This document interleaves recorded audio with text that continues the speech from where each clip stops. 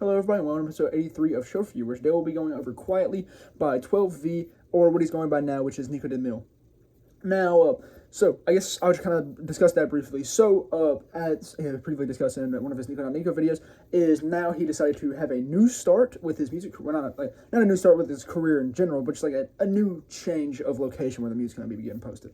So, it is an end of an era possibly for 12V. Now, he didn't state specifically if 12V would be like going offline and that he would only be posting music on Niko DeMille, but it might, like I said, it might be an end of an era for 12V, sadly. But it is understandable, because, I mean, like, with, there's only, like, really one downside I can see with making Niko DeMille the name of his music, I guess, location, because not only the detriment I can always say is it's so close to it, it's like Niko Not Niko channel, and those are two very contrasting, say, personas. So there could be a little bit of confusion within, like, the general populace and, like, viewer, I guess, realm? I don't know. But, yeah, but I do feel like it will be of overall a higher benefit to Niko, because, I mean, this Niko Not Niko channel is the largest channel that he has, and this channel will obviously lure more people over, and I believe that will be of most certainly benefit to his music. I just feel like the problem is with his music that there's not enough people. I mean, that's the problem with any small artist. There's not enough people listening to it. However, when more people listen to it, more people share it. So I believe that by making this new channel and starting his music career, not really again, but just expanding it to this new channel and starting off here will ultimately be of immense benefit, because, like I said, more people know him for being Niko than I do for 12V, so I believe this will be of great benefit. And it does suck to see 12V go possibly as a title, because, I mean, hey, that's what got me lured. Well, not that the title didn't get me lured in, but 12V was the artist that I came to know, like, oh, this is Pete. But hey, it's the same dude. It's Niko DeMille. And he doesn't have a Spotify page up yet, but he does have a YouTube channel. So I will still put the 12V YouTube channel in the description alongside the Niko DeMille until I know if 12V is going to any longer be a bastion for music, because I don't know at the moment yet. Because I mean, I don't know this guy, but I just really enjoy his music. So I want whoever may want to go and listen to it for themselves, which I highly recommend. I just want them to be able to go and find it by whatever means necessary and under whatever name that may be.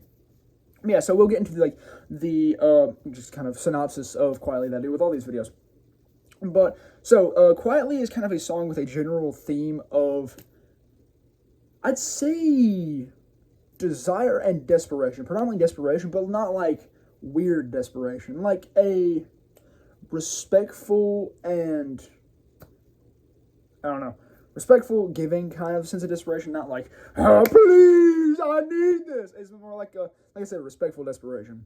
A desire that is genuinely inherent and within someone's heart, that you can tell actually comes from the heart rather than from, like, the loins or something. But yeah, so we kind of start this song off with the discussion of kind of a fall of some sort. I don't know really what this is going towards, since I don't know. There's not a synopsis of the song itself by Niko, but he's discussing a fall of some sort, and we see the line, I'm too far gone to hear you cry, act like I act like I don't feel it. So, and then we see the line, Angel, I see you fall. Yeah, that's what it is. So, this kind of made me presume and maybe discussing possibly not being able to be there for a lover of some sort in a time of need, because being too far gone to hear you cry, either like just being too physically far away, being too inebriated or something, or just being just too, I guess, emotionally distanced to hear someone cry. And due to this, you end up allowing them to hurt and feel pain by themselves rather than being there to help them and help them recover from this pain. So essentially it's a form of, like, not really neglect. I mean, yes, neglect in the definition of neglect, but like, it'll happen to anyone. You will at points notice yourself distancing yourself from another person, and then you will feel ultimately guilt for not having been there for him when you could have been. I mean, yes, that's avoidable, but it is likely that throughout some point in your life you will have that, I guess, experience. And so we see this. However, then throughout the song, it further establishes that this person was not gone in whatever description or sense it may be, because they did dislike the person and they wanted to distance themselves. They were not there, and they feel shame for it, and they just want to be there for that person, even though they can't because of possibly external factors, possibly from internal things, such as possibly addiction or something like that. But yeah, so we see this, and then we get the lines, like the main lines of the song, or the chorus, which is love me quietly, quietly, and when he comes around, you can fire me. Love me quietly, quietly, and when he comes around, you can... Okay, I can't remember. There's a second line. It's different from the fire me, but it's of similar nature. So that shows a desire to just be with a person, even though they may be looking for other outlets, just to escape. Because you, I guess, the person who was not there has essentially betrayed their trust. And yes, you want to be there for them and you're expressing that. However, you realize that you messed up and you are at, I guess, privy to lose your position as their lover if another person comes around. And you're recognizing that, but you still want to be there because you love that person. You just made a mistake, a horrid mistake.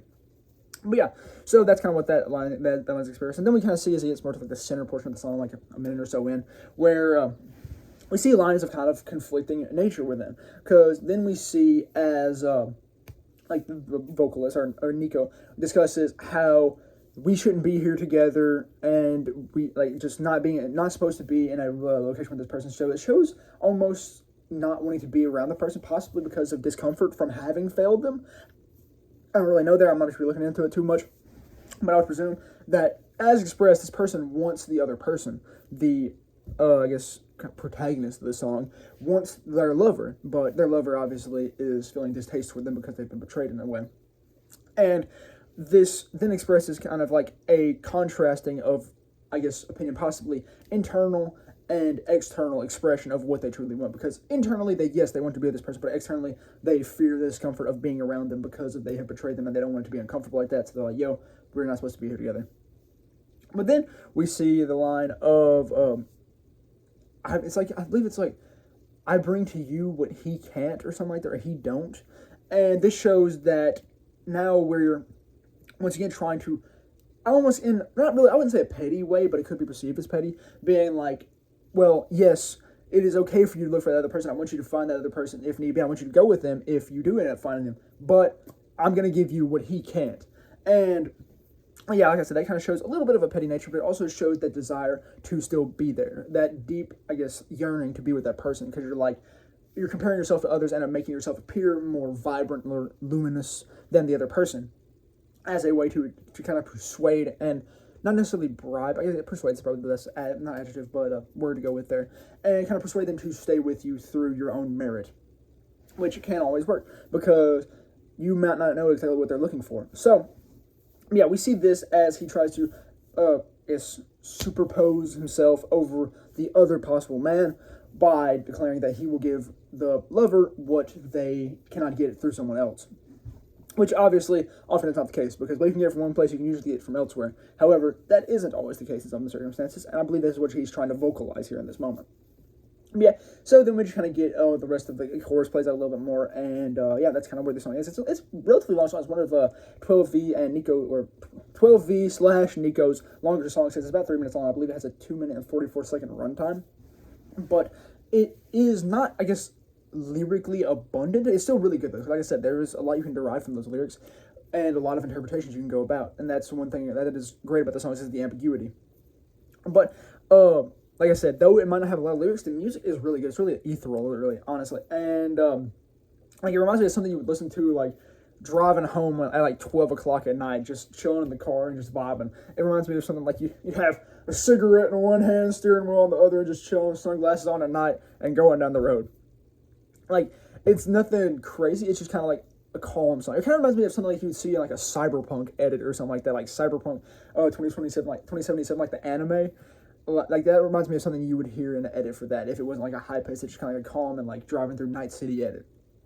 But yeah, so also speaking on, this is one of the first ones that I have seen that has had like an animatic, not animatic, but like a cinematic piece for the music video. And it's like the person has their hand like a falconer almost, have their hand out, and a crow is like slowly flying and descending above it. And there's a bunch of like imagery flashing in the background. I feel like I was getting like like nightmare, but like I was getting some subliminal messaging or something like that. But I don't believe there was any subliminal messaging, because my cranium didn't get to thinking abstract things after watching the video. But yeah, it's just a really cool video. I really love the aesthetic of it because it really matches the song. And the crow, I don't know, for some reason it reminded me of there was a Slipknot album. It was before Corey joined the band. It was early 90s. Yeah, because, well, no, it wasn't early 90s because Corey joined the band. Did Corey join the band in 97?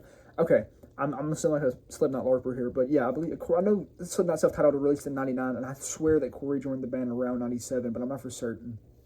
But yeah, the first album by Slipknot was Make Feet Kill Repeat, and it had this one of the band members like lingering in this weird looking area. And then I swear it might not have even been real, but I swear there was an album at one point that I saw when like was searching about Slipknot when I was first becoming a fan. That was called Crows, and it was like a compilation or something album, and it reminded me the Crows album cover. I don't know, I might have just dreamed this. I might just have straight Dementors or something like that. But I swear they had an album at one point called Crows. I've looked for it and I just couldn't find it. But I swear that Crows at one point was a Slipknot album. It might be some, I don't even know what, some relic in someone's garage somewhere, but I swear I saw a Slipknot album titled Crows at one point. It might have just been some urban legend, but I saw it.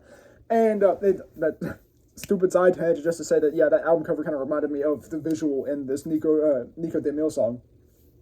But yeah, that, like I said, was just really cool. I really liked the cinematic. It was very fitting for the, I guess, tone of the song. Yeah, that's all I really have to say about Quietly by Niko DeMille / 12V / Niko Not Niko, because it was on all three of the channels. But yeah, I'll just link the Niko DeMille and 12V channels in the description because they are his music channels. And yes, you'll be able to listen to it on Niko Not Niko, but if you're looking for music, then you're not going to always get that on Niko Not Niko, because you're going to get some other really good content, don't get me wrong. It's really goofy, it's right up my alley when it comes to humor. But yeah, I'm just going to put the music channels in the description. And that's all I really have to say, like I said, about Quietly. And that's all I really have to say for episode 83 of Show Review. So thank you very much for watching.